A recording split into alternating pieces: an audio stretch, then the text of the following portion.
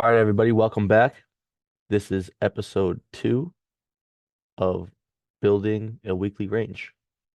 So, to get right into things, yesterday, Monday, the 2nd of December, 2024, we had initial range sell side sitting at 29.40 and a quarter, we'll say, and a high end of the range just sitting at 21,259 and three quarters.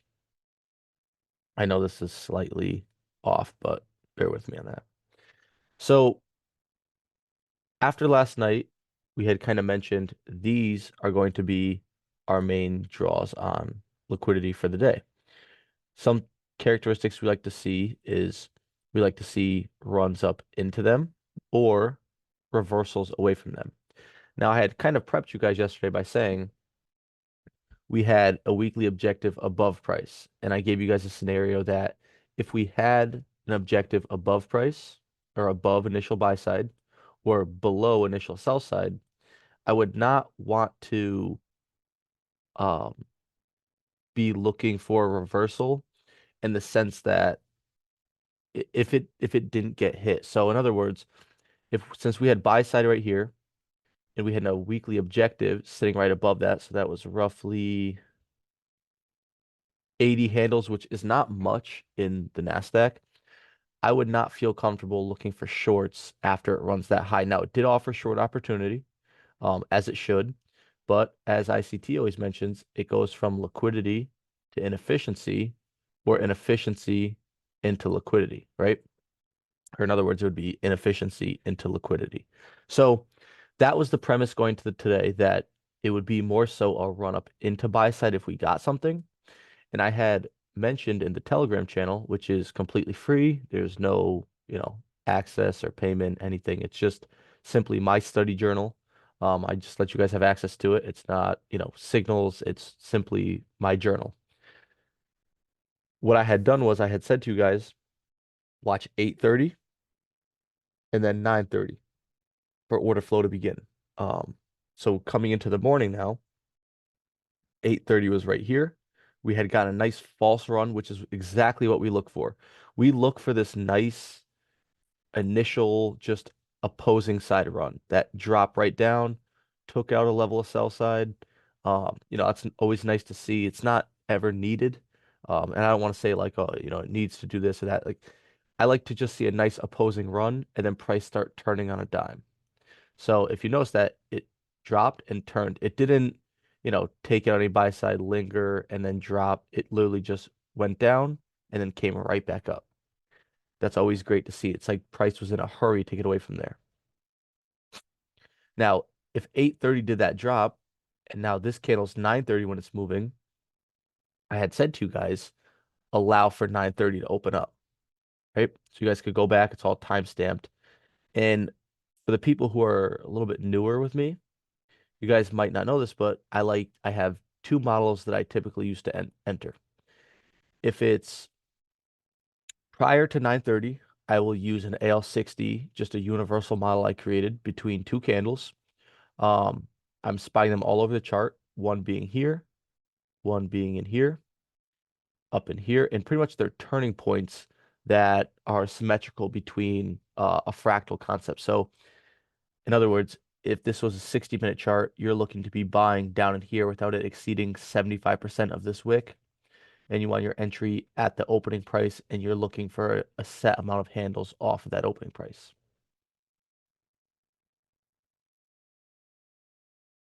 Now, if I'm looking for AL60, it has to be prior to 8:30 and 9:30, meaning that's going to be or past those. But those initial times I'm looking for this exact thing, the false run and then the order flow to begin.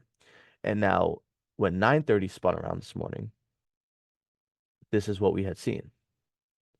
And this was a nice little run. And this is actually a model I'm going to be teaching a little bit later on. We had our first presentation fair value gap, and it delivered nicely right into our initial range liquidity. It had stabbed it a few times. I actually had taken an entry right in here. I wrote it up and I ended up getting stopped out, and I actually just stopped for the remainder of the session. I had taken one more opportunity right up in here off of order flow and took it into 21,261. So my trades were right in here. I'll just make that blue. And then, like I said, I had taken one entry off of this wick's high. And I don't know if anyone ever caught this, but ICT has mentioned that when you're using these gaps, if it hammers 50%, the next thing you want to see is it hammer the high. Or if it's below it and it hammers 50%, you'd want to see it then hammer the low. And they become sensitive points. And it's similar to this. It drops into the low, and then it kind of rocks in 50%, and then you see the body's kind of closing there, and it takes off. So that's where this entry came from. As soon as it closed right here, I had entered in. Stop loss sits below that. So it looked like this. It was actually a nice push. I just didn't really get too much out of it because my stop loss was to break even, and it came back on me. So this was my setup I was looking for. It had came back on me. I was stop loss to break even once this nice big push came. I was jumping my stop loss up right up into 21,190. So it was right here. And I was pretty much allowing it for it to come back and hit into this candle. And it obviously blew through that, came back on me. Now that is just a trader error. There's nothing wrong with this setup. It took one more stab down into here, another run on sell side before it wanted to turn around. These things happen. It held onto first presentation perfectly. If I really wanted to, I could have stalked this in here, and as soon as it started turning around, get in right in here. It put stop loss right below that low, and it still would have been respecting first presentation. Nice drop down at 1051, 1052, and then it turns on a dime and delivered as it should. I wish this delivery from here delivered up into 21,261 and a quarter, but it just didn't give me that. So when I had missed out on this and it was rallying up, I was looking for a nice fair value gap to be printed, and you could tell there was none. This was the rally. It sits. The first gap we got was right here, 1117. For some of my older students that know some time delays, you'd know that that's one of them. Um, 6, 7, 8. Those are all time delays in there. So there's a 7 in 17.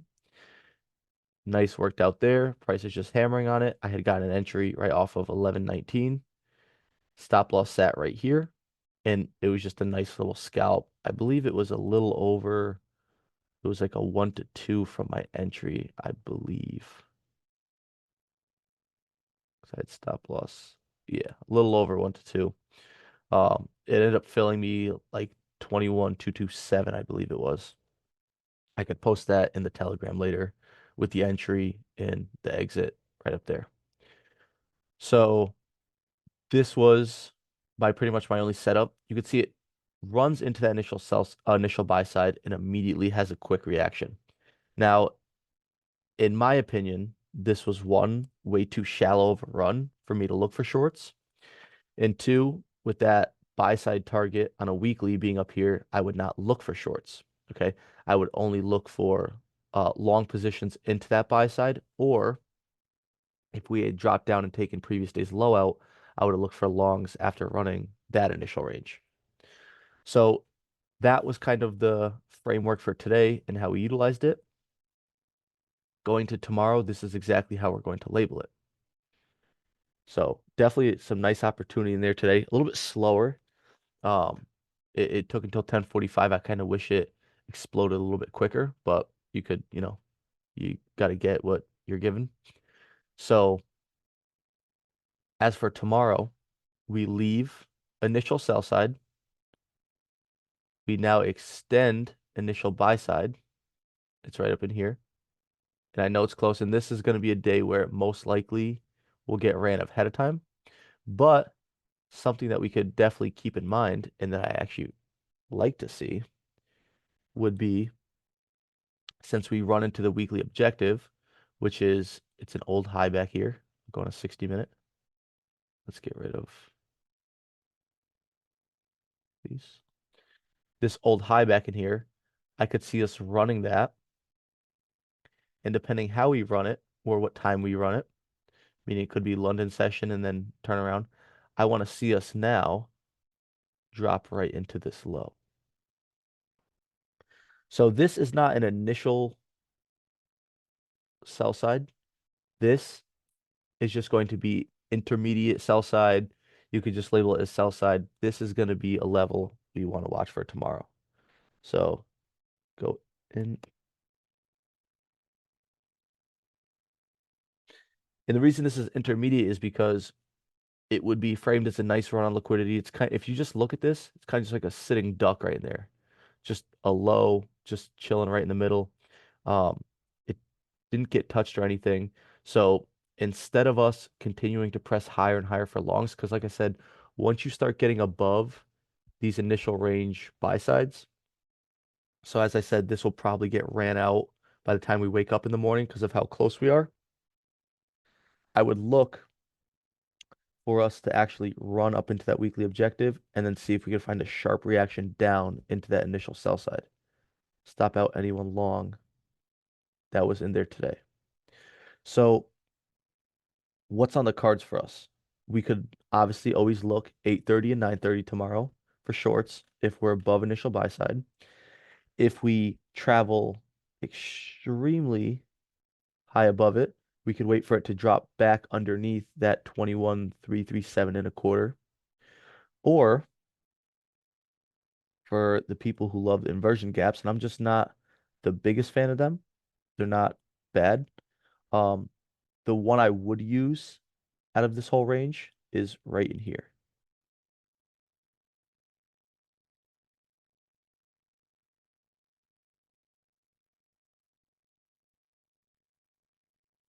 Okay.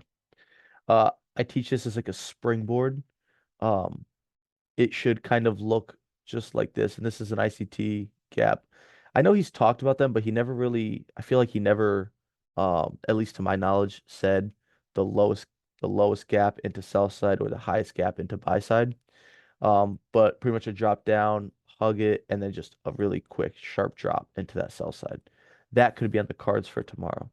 Something else, depending what time we get there, is we could actually look at a reversal down in here below this.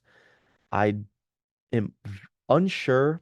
We're gonna have to check back in tomorrow based on what we get if we will see this initial sell side get ran. Okay. And the reason I say that is because if you come out on a weekly, we have been expanding higher. The only thing I could see is if we really got um if we got a very large range to the downside tomorrow, I'll pop out on daily. I could see us popping down back inside this fair value gap. Like I said, I just don't know if I could see us dropping all the way down and taking out initial range sell side. So that being said, a couple things we should note in terms of just simple arrays that we're going to use on the week is this level right in here. Could be a nice range for sell side. This would be like a terminus, as ICT would say, a terminus run.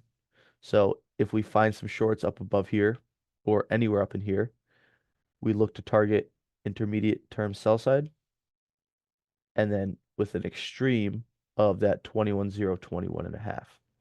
It does not need to take out this initial sell side. Okay. Because we're expanding, you shouldn't expect for it to come all the way down in here. If Monday was a much smaller day, we would be expecting initial sell side to be taken. The fact that it isn't taken and that it was such a large range day, I could see this sticking for the week and being used in upcoming weeks. But this looks like a nice target, and this is as well a nice target for tomorrow and Thursday as well if it's not tagged tomorrow. But I could see us definitely dropping down into that intermediate sell side tomorrow. That looks good. So that being said, guys, this is just a nice little quick continuation of how we're building our weekly range. And we're able to scalp portions of it. I would love to see um, a nice drop below this intermediate term sell side tomorrow, and then another nice rally up. And it's just showing you how each day that's going by, it's just engineering liquidity to just keep building this one candlestick you see on the right. And this is once again another week where like I said, I do not believe we're going to see this taken. This week, I could be very wrong. We might see it, but I just don't believe that we'll see it this week. If we do, we'll watch how it reacts below it. If it uses it as a target, or if it wants to blow all the way down through that. But like I said, I don't see that this week. So that being said, in the future, um, I will post, once this week's concluded, I will post more just chart diagrams of how initial range was used each day and how it actually built a range based off manipulation and the templates and didn't set a low or high of the week on a Monday. So that being said, guys, I hope you guys found some insight here. I hope you guys saw how there was a nice clean delivery up into our buy side and how tomorrow our target will become this intermediate term sell side because we're hitting into our array. We should be above our initial buy side. We'll clear that out and then we'll see a nice drop down. That being said, guys, if you guys have any questions, feel free to message me. You guys could message me on X, Telegram, or some of you guys have me on some other social media. So feel free to reach out with questions. I will try my best to get back to them. But I hope you guys have a good rest of your night, and I hope you guys found some insight here.